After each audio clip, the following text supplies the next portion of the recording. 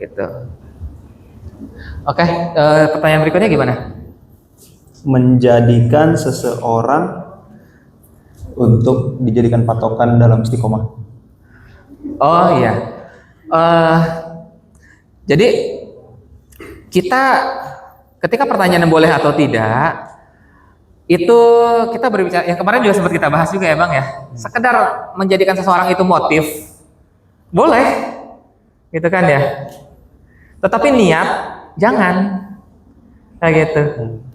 Ya, motif saya ingin menikahi dia karena dia itu solehah, gitu kan ya, cantik, gitu kan ya. Jadi saya ingin memperistri dia, gitu kan. Boleh, gitu kan ya. Tetapi niat kita nikah itu harus lillahi ta'ala, kayak gitu. Harus niat kita nikah itu. Tapi motifnya itu apa aja itu boleh, kayak gitu kan ya. Selama itu motif saja, gitu kan ya. Gitu ya. Kita punya tujuan, ya saya pengen nih begini-begini, boleh, tetapi harus tetap lillahi ta'ala, kayak gitu. Ya. Misalnya, saya pengen kalau sekali-kali gitu misalnya sholat berjamaah di rumah gitu kan misalnya ya, kayak gitu. Sekali aja dalam 1 minggu itu ada gitu kan yang seperti itu. Karena saya pengen anak saya juga nih yang laki-laki gitu kan ngelihat juga gitu misalnya. Gitu. Boleh kayak gitu Bang. Gitu kan. Walaupun sebenarnya tetap ya langkah lebih baiknya untuk yang sholat itu tetap di masjid gitu kan seperti yang pernah kita bahas sebelumnya. Nah gitu sih. Terus kayak melakukan kebaikan-kebaikan gitu ya, memperlihatkan anak supaya anak kita rajin sedekah gitu ya. Nah, nih ayah kasih uang ini, kamu yang masukin ke celeng ya.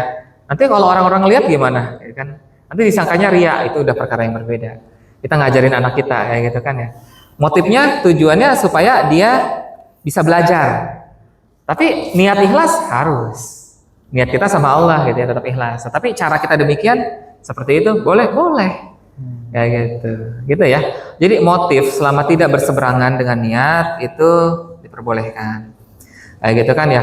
Saya pengen nyari ini akhwat yang dia cantik, soleha, hafal Quran, gitu ya. Boleh nggak? Boleh. Tapi yang kayak gitu pasti udah banyak yang nyari.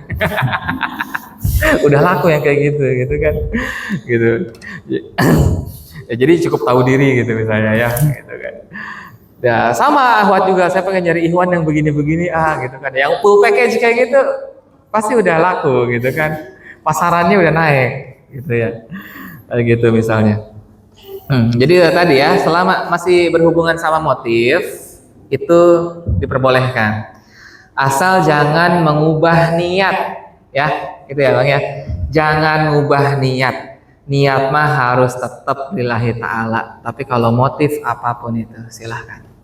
Kayak gitu ya, misalkan di sini saya pengen jadi MC gitu ya untuk melatih diri saya gini gitu kan, boleh tapi niat kita selalu di kajian lillahi ta'ala kayak gitu ya.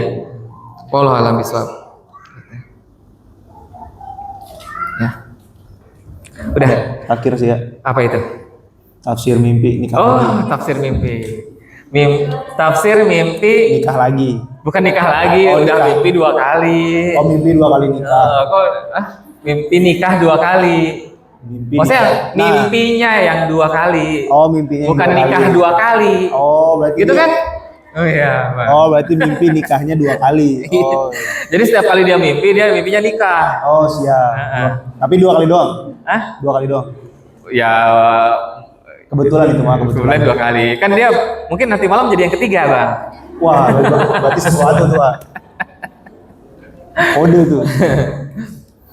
Nah, teman-teman, mimpi, kenapa kita, kalau mimpinya Nabi itu beda, mimpinya Nabi itu wahyu, gitu ya. Kalau mimpinya orang biasa, ternyata mimpinya orang biasa lebih mungkin itu dikuasai oleh jin daripada dikuasai oleh kebaikan.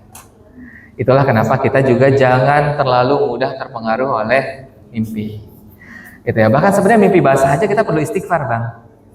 Kayak gitu. Karena buat orang soleh, dia ketika pun mimpi basah, gitu ya, bukan mimpi basah, tetapi orang soleh itu hanya keluar saja. Tetapi tidak perlu mimpi, dia akan keluar. Ada rasanya? Ada. gitu ya. Jadi itulah kenapa teman-teman jangan aneh ya ketika tiba-tiba teman-teman pagi keluar cairan tanpa ada mimpinya, karena justru orang soleh mah bahkan tidak akan mimpi yang seperti itu, kayak gitu. Justru mimpi ketika kita melakukan itu, gitu ya, itu seringkali itu berasal dari jin, kayak gitu. Jadi jangan bahagia, apalagi sampai minta-minta gitu. Oh, saya pengen mimpi basah malam ini, gimana caranya? Jangan teman-teman. Kayak gitu, udah yang halal aja gitu kan. Kalau udah sanggup buat nikah ya nikahlah, kayak gitu ya. Nah, yang tadi bahas dalam tadbir mimpi gitu kan, maka di sini itu akan berbeda-beda. Orang soleh mimpi ketemu ular, sama orang zolim mimpi ketemu ular itu beda lagi ceritanya. Padahal sama-sama mimpi ketemu ular, dan ularnya juga ular hitam juga, kayak gitu kan ya misalnya, kayak gitu. Itu akan berbeda ceritanya, kayak gitu. Orang soleh mimpi ketemu ular itu akan mendapatkan kebaikan, kayak gitu kan ya. Sementara orang zolim ketemu ular gitu ya, dia akan mendapatkan keburukan, kayak gitu. Berbeda, kayak gitu kan ya. Jadi tidak semua mimpi itu memiliki tafsir, tergantung bagaimana apa yang dia alami dalam 3 bulan sebelumnya, kayak gitu. Jadi kita juga harus tahu 3 bulan itu dia menghadapi situasi apa aja. Kayak gitu ya. Nah, makanya nanti pokoknya ilmu-ilmu yang berasal dari hal-hal semacam itu teman-teman jangan mudah percaya. Dan orang yang bisa memberikan tafsir mimpi usahakan ulama. Ya, kalau zodiak mah jelek itu mah. Ya. Ya enggak? Nah, apalagi kalau kita nanyanya ke orang-orang ahli, misalkan pembawa mimpi tapi pakai rumus-rumus yang macam-macam gitu ya. AA juga sebagai orang Sunda, terus orang Jawa juga gitu, paham tentang tadbir mimpi berdasarkan hukum adat kita, kayak gitu. Nanti ngitung gitu kan seperti itu, memahami itu untuk apa? Untuk memahami kearifan lokal agar masyarakat tidak salah paham terhadap mimpi mereka, kayak gitu. Saya udah mimpi begini nih, gitu. Gimana caranya? Karena kan masyarakat kita masih suka gitu bang ya, bahwa ini hitungannya begini, nanti anaknya seperti apa, kayak gitu kan. Bisa melakukan hal tersebut, tapi bukan itu poinnya, bukan untuk digunakan, tetapi agar bagaimana orang itu bisa mengalihkan kepada hal yang benar, pada hal yang hak, kayak gitu. Jadi kalau kita ngerti ilmunya, kita bisa tahu di mana letak kesalahannya. Nah, jadi mimpi juga seperti itu. Nah, tapi dalam ilmu psikologi seperti apa? Dalam ilmu psikologi sebenarnya mimpi itu adalah sebuah kondisi. Setiap kita, teman-teman, kita sebenarnya tiap malam itu mimpi. Tetapi tergantung bagaimana aktivasi dari alam sadar kita seperti apa.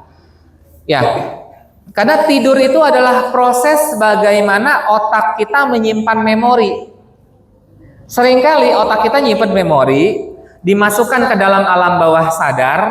Ketika alam sadar kita masih aktif dikit, itu ada gambaran-gambaran yang tervisualisasi, kayak gitu. Ya. Nah, kadang-kadang ketika itu terjadi, mimpi itu jadi kelihatan sama kita, gitu. Ya. Makanya ada juga orang, terutama kalau yang tidur siang, seperti seolah-olah menyadari eksistensi atau kehidupan nyata gitu ya. Tapi kan tadi kamu tidur, kok kamu tahu sih, kayak gitu ya. Karena sebenarnya kalau tidur siang itu, di mana otak alam sadar kita itu biasanya aktif, tidurnya kita itu tidak deep sleep, tidak langsung masuk ke alam bawah sadar, kayak gitu ya. Tetapi sedikit alam sadar kita itu aktif. Kayak gitu teman-teman. Makanya kalau kita tidur siang lebih sering mimpi, gitu. Ya, kadang-kadang juga dalam itu semuanya alam sadar kita menghadirkan keinginan terbesar kita, gitu ya. Atau alam sadar kita menghadirkan sesuatu yang random. Atau alam bawah sadar kita menghadirkan sesuatu yang lagi sering dibicarakan oleh orang terdekat kita. Kayak gitu. Jadi wajar ketika itu terjadi. Itu ya. Tetapi kalau memang mimpinya misalnya hal yang sama berulang-ulang dan mimpi tersebut diawali dengan kesolehan, misalnya sebelum tidur kita sholat istikharah, maka mimpi yang seperti itu bisa jadi adalah sebuah petunjuk. kayak gitu. Tapi kalau ngimpi mah enggak, saya mah sebelum tidur saya maksiat dulu gitu ya. Mungkin bisa jadi walaupun itu mimpinya dia menikah sudah 2 kali, itu mungkin bukan pertanda. Itu mah hanya hawa nafsu besarnya pada saat itu yang tervisualisasikan ke dalam alam sadar dia, yang harusnya pada saat tidur itu alam bawah sadar yang menguasai. Kayak gitu. Kayak gitu ya. Itulah kenapa memang tidak usah terlalu terfokus pada isi mimpi kita. Kalau mimpi kita baik, kita mengucapkan alhamdulillah. Kalau mimpi kita buruk, kita mengucapkan istighfar dengan sambil meludah. Tapi meludahnya simbolis aja ya. Gitu, jangan sampai keluarin gitu kan. Cuh gitu kan.